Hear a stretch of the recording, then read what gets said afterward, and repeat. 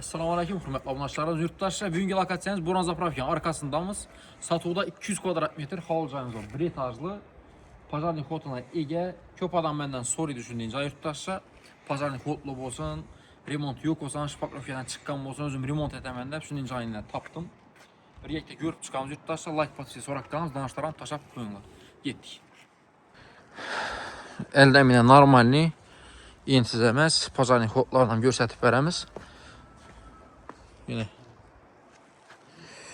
Mestamız vapşe zor. İndi sпрос köp beden biləsilə. Köp adam soruydu, gündəm çıxa vermiydi. Qısmaladıb girəmiz. Girgəndə yine dalan, patologlarımız beləndi. Üçün şipakrafyadan çıxıb durdu. Registrlarımız, radiatorlarımız ötdürdü yine. Şu çişlərimiz ayında. Çəp tərəfdə zal. Zalımız razmerəm normalni. 3 metrdən səl enilərək. Uzunluğu 6 metr var. Patologla gipsakardon baynamız akvayna cayına el tərəfinə qarab tutdu. Radiator var bedəminə. Beşiklərimiz taxt değişik. Ana qoya bərsənizlər, Rusya qoya bərsənizlər faydalansa boladı. Normalni yine. Ayaqlı teyi taxta pol.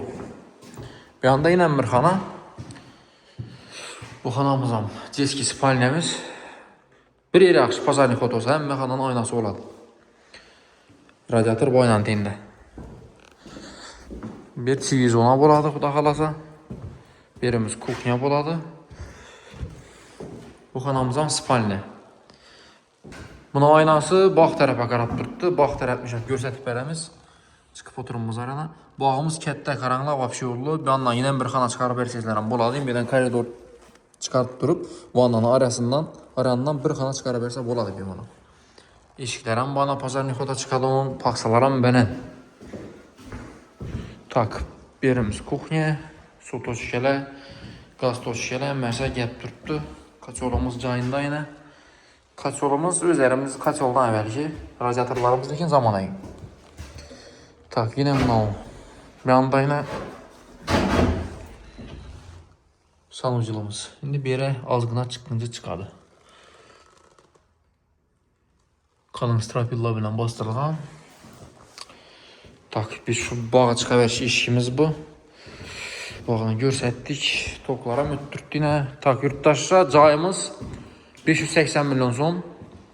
200 kvadrat metr oladı toşi. Danışlarım təşəkkür qoyunuz. Marşrutlardan muamma yox da xalasa.